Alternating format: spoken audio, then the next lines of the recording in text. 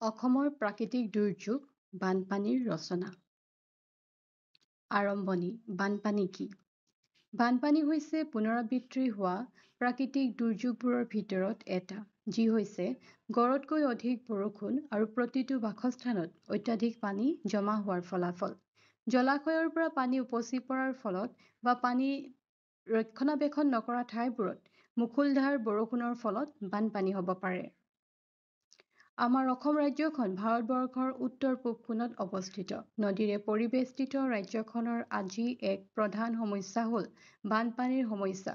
প্ৰতি বছৰে এই প্ৰাকৃতিক দুৰ্যোগৰ কবলত পৰি অসমৰ যি দুৰ্গতি হৈছে তাক বৰ্ণনা কৰি শেষ কৰিব নোৱাৰি। বানপানীৰ সমস্যাৰ হেঁচাত অসমৰ অন্যান্য ভালেমান জৰুৰী সমস্যা তল পৰি আছে। ব্ৰহ্মপুত্ৰ, বৰাক, কপিলীকে মুখ্য কৰি বিভিন্ন নদী-উপনদীৰে অসম উপচি আছে। বাৰিষা এই নদীবোৰৰ পানী ফেনে-ফুটুকাৰে বাঢ়ি অসমৰ বিস্তীৰ্ণ অঞ্চল জলমগ্ন কৰে। নৈ, জান-জুৰিবিলাকৰ সীমিত বহন ক্ষমতাই অতিৰিক্ত পানী বহন কৰিবলৈ অপাৰগ হৈ পৰে, ফলত ওফন্দি পৰি দুয়োকাষৰ অঞ্চল বুৰাই পেলায়। ব্ৰহ্মপুত্ৰৰ উপনৈবোৰে যোগান ধৰা পানীবোৰ বহন কৰিব নোৱাৰি দুয়োপাৰেদি বগৰাই দিয়ে, ফলত ভৈয়ামত প্ৰবল বানপানী হয়। কোনো বছৰত বানপানীয়ে ভীষণ ৰূপ লয়। অসমত বানপানী নোহোৱাকৈ এটা বছৰো পাৰ নহয়। বানপানী প্ৰাকৃতিকভাৱে হ'ব পাৰে বা পানীৰ প্ৰৱাহ ধ্বংস কৰা পাৰিপাৰ্শ্বিক কাৰকৰ ফলত বানপানী হ'ব পাৰে। জলবায়ু পৰিৱৰ্তনৰ ফলত বানপানীৰ ঘটনা বৃদ্ধি পাইছে। জলবায়ু পৰিৱৰ্তন হৈছে বন ধ্বংসৰ এক ক্ষতিকাৰক ফলাফল, যি পৃথিৱীৰ পৃষ্ঠত তাপমাত্ৰা বৃদ্ধি হয়। গোলকীয় উষ্ণতা বৃদ্ধি, তীব্ৰ জলবায়ু পৰিৱৰ্তন যেনে গধুৰ ধুমুহা, বৰফ আৰু বৰ্ধিত সাগৰৰ সৈতে সম্পৰ্কিত এনে বায়ুমণ্ডলীয় পৰিৱৰ্তনৰ ফলত বানপানী হয়। বানপানী হৈছে শুকান মাটিৰ পৃষ্ঠত পানী ৰৈ যোৱা আৰু ডুব যোৱা। পানীৰ উৎসৰ পৰা স্বাভাৱিক সীমাৰ বাহিৰত পানী প্ৰৱাহিত হোৱাৰ লগে লগে এনে হয়। আটাইতকৈ গুৰুতৰ প্ৰাকৃতিক দুৰ্যোগবোৰৰ ভিতৰত বা বিপদবোৰৰ ভিতৰত বানপানী উৎকৃষ্ট। এইটো প্ৰাকৃতিক দুৰ্যোগ প্ৰতিটো পৰিৱেশত হয় য'ত অত্যাধিক পানী জমা হয়। সাধাৰণতে প্ৰচুৰ বৰষুণ হোৱা ঠাইত বানপানী হয়। অসমৰ দৰে ভাৰতৰ অন্য কিছুমান ৰাজ্যতো ভয়াৱহ বানপানী হোৱা পৰিলক্ষিত হয়। ধাৰাসাৰ নদীৰ বৰষুণৰ বাবে কেৱল অসম বা ভাৰতেই নহয়, পৃথিৱীৰ কেইবাখনো ঠাই প্ৰাকৃতিক দুৰ্যোগৰ সন্মুখীন হৈছে। ইয়াৰ উপৰিও নদী-বান্ধবোৰ ভাঙি যোৱাটো বানপানীৰ আন এক কাৰণ। তদুপৰি বৰফ গলি যোৱাৰ ফলতো বানপানীৰ আৰম্ভ হয়। যদি আমি উপকূলীয় অঞ্চলবোৰ লক্ষ্য কৰোঁ, বানপানী, ধুমুহা বা ছুনামিৰ বাবে দায়বদ্ধ। আমি বানপানীৰ বিষয়ে জানিবলৈ বানপানী পৰিহাৰ আৰু ইয়াৰ দীৰ্ঘম্যাদী পাৰ্শ্বক্ৰিয়াবোৰ চোৱা উচিত। তথাপিও যিকোনো কাৰণতে ই সঁচাকৈয়ে সমানে বিপদজনক। বানপানীয়ে কৰা অপকাৰ আৰু বানপানীৰ পৰিণাম। বানপানীৰ কিছুমান নেতিবাচক প্ৰভাৱ আছে। বানপানীৰ ফলত জীৱন ধাৰণৰ পৰিস্থিতিৰ ক্ষতি হয় বা এই দুৰ্ঘটনাৰ পৰা পুনৰুদ্ধাৰ হ'বলৈ বহু সময় লাগে। সেয়েহে বানপানীৰ প্ৰভাৱবোৰ বুজিব লাগে আৰু সেইবোৰ পৰিহাৰ কৰিবলৈ পদক্ষেপ লোৱা উচিত।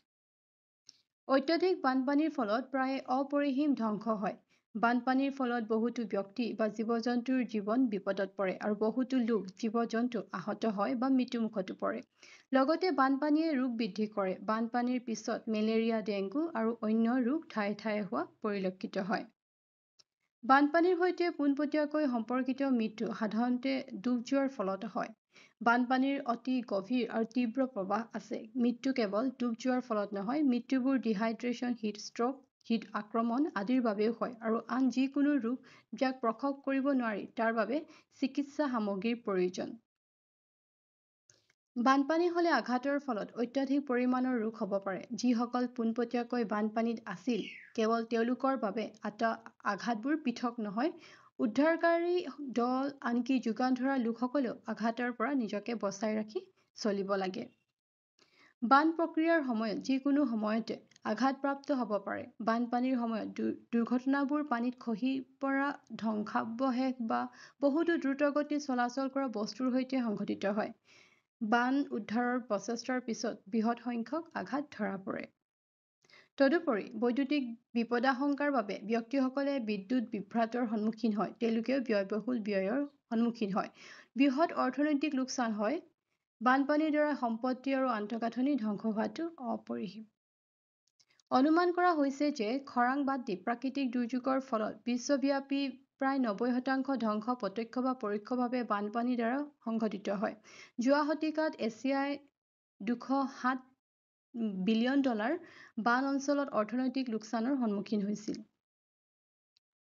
খাদ্য আৰু সামগ্ৰীৰ উপলব্ধতা হ্ৰাস হোৱাৰ লগে লগে মূল্য অৱশ্যে বৃদ্ধি হয়। এয়া সাধাৰণ মানুহৰ বাবে এটা ডাঙৰ সমস্যা। জীৱন ৰক্ষা কৰিবলৈ আৰু এই দুৰ্ঘটনাৰ মোকাবিলা কৰিবলৈ বৃহৎ পৰিমাণৰ সম্পদৰ প্ৰয়োজন হয়। বানপানীয়ে অৱশেষত জলবায়ুৰ ক্ষতি কৰে। ই মাটিৰ খহনীয়া আৰম্ভ কৰে, যি মাটিৰ স্থিৰতা হ্ৰাস কৰে। বানপানীয়েও একেধৰণে জীৱ-জন্তু আৰু উদ্ভিদৰ ক্ষতি কৰে। শস্য ধ্বংস হয় আৰু গছবোৰ স্থানচ্যুত হয়। এই গুৰুতৰ প্ৰভাৱবোৰ প্ৰতিৰোধ কৰাৰ পদক্ষেপো লোৱা উচিত। যদিও সমগ্ৰ বিশ্বতে বানপানী বিস্তৃত হৈ আছে, এছিয়াই আটাইতকৈ বেছি ক্ষতিগ্ৰস্ত হৈছে। যোৱা শতিকাত ইয়াত 1200 অঞ্চলত বানপানী হৈছিল, যাৰ ফলত 11.6 নিযুত লোকৰ মৃত্যু হৈছিল। কালৰূপ বানপানীয়ে স্থান-কাল বিচাৰ নকৰি পলকতে বহু অঞ্চল পলকতে সমুদ্ৰত পৰিণত কৰে। বহু কষ্ট আৰু অৰ্থৰ বিনিময়ত গঢ়ি তোলা মথাউৰি পলকতে ভাঙি-ছিঙি বিচ্ছিন্ন হয়। দুখীয়া কৃষকৰ বুকুত কুঠাৰ মাৰে বানপানীয়ে। বানপানীৰ লগে লগে আৰম্ভ হোৱা গৰাখহনীয়াত বহুতো গাঁও, ভূঁই, খেতি পথাৰ নদীৰ বুকুত লীন যায়।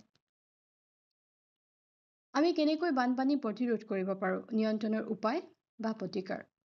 চকুৰ আগতে নিজৰ ঘৰখন বা গাঁওখন নদীৰ বুকুত জাহ যোৱা দৃশ্য অতি মৰ্মান্তিক। বানপানীয়ে বাট-পথ, ঘৰ-দুৱাৰ নষ্ট কৰি পেলায়।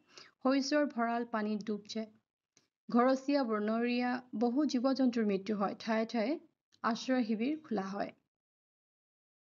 বানপানী শুকোৱাৰ পিছত আকৌ নানান ধৰণৰ বেমাৰ-আজাৰ হয়। বানপানীয়ে এৰি যোৱা আৱৰ্জনাই পৰিৱেশ দূষিত কৰে।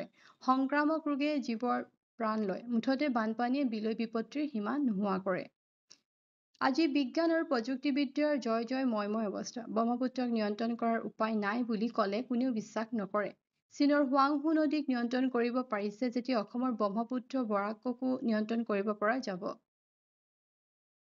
এই কামবোৰৰ পৰিকল্পনা দক্ষ আৰু অভিজ্ঞ বিশেষজ্ঞৰ দ্বাৰা কৰিব লাগিব। তাক ৰূপায়ণৰ বাবে প্ৰচুৰ অৰ্থও লাগিব। কেন্দ্ৰীয় চৰকাৰৰ সাহায্য এই ক্ষেত্ৰত অপৰিহাৰ্য। ব্ৰহ্মপুত্ৰ আৰু উপনৈৰ গতি নিয়ন্ত্ৰণ কৰি জলবিদ্যুৎ উৎপন্ন কৰিব পাৰিলেও অসমৰ বহু উপকাৰ হ'ব। ভূমিস্খলন ৰোধৰ বাবে গছ-গছনি ৰোপণ উত্তম উপায়। চৰকাৰে বানপানী প্ৰতিৰোধ কৰিবলৈ কিছুমান ব্যৱস্থা গ্ৰহণ কৰিব লাগিব। আমি বানপানীৰ সতৰ্কতা প্ৰণালী স্থাপন কৰিব পাৰোঁ। বানপানীৰ সময়ত কি কৰিব লাগে সেই বিষয়ে মানুহক সজাগ কৰিবও লাগে। তদুপৰি আমি এক সঠিক নিষ্কাশন প্ৰণালীও নিৰ্মাণ কৰিব পাৰোঁ, যিয়ে পানী জমা নোহোৱাটো নিশ্চিত কৰিব। সামৰণি। গভীৰ চিন্তা-চৰ্চা, বৈজ্ঞানিক উপায়, অভিজ্ঞ প্ৰযুক্তিবিদ্যা আদিৰ সহায়ত কৰ্মদক্ষ কমিটিয়ে কাম কৰিলে অসমৰ বান নিয়ন্ত্ৰিত হোৱাটো নিশ্চিত। বানপানীৰ দুৰ্যোগৰ পৰা হাত সাৰিব পাৰিলে অসমৰ অৰ্থনীতিলৈ বহু পৰিৱৰ্তন আহিব। অসমত দৰিদ্ৰতাও নিৰ্মূল হ'ব বুলি আশা কৰিব পাৰি। বানপানী সম্পৰ্কীয় জ্ঞান আৰু বান প্ৰতিৰোধৰ তথ্যৰ বিশাল পৰিমাণ আৰু উৎকৃষ্ট মানদণ্ডৰ পৰিপ্ৰেক্ষিতত এই প্ৰাকৃতিক দুৰ্যোগে এতিয়াও বিশ্বক নিয়মীয়াকৈ পীড়িত কৰি আহিছে, যাৰ ফলত মৃত্যু আৰু ধ্বংস ক্ৰমান্বয়ে বাঢ়ি আহিছে। ইয়াৰ মুখ্য কাৰণ হৈছে বানপ্ৰৱণ অঞ্চলসমূহত মানুহৰ অসংযত চলাচল, বিশেষকৈ উন্নয়নশীল দেশসমূহত। বানপ্ৰৱণ অঞ্চলসমূহত লোকসকলক সতৰ্কবাণীবোৰ কোৱা উচিত আৰু মৌলিক পৰামৰ্শ দিয়া সাৱধানতাবোৰ সঠিকভাৱে আৰু গুৰুত্বপূৰ্ণভাৱে গ্ৰহণ কৰিব লাগে। বৰ্তমান পৰিস্থিতিত একমাত্ৰ সমাধান হৈছে বানপানীৰ ফলত হোৱা অধিক লোকচান প্ৰতিহত কৰাৰ লক্ষ্যৰে এক শক্তিশালী, ব্যাপক আৰু সুসমৰ্থিত শৈক্ষিক অভিযান পৰিচালনা আৰু তাক বজাই ৰখা। বানপানী পৰিহাৰ কৰাৰ বাবে সমাধান প্ৰস্তুত কৰিবলৈ চৰকাৰ আৰু মানুহে একেলগে কাম কৰিব লাগিব। তেহে বানপানীৰ সমস্যা সমাধান হ'ব।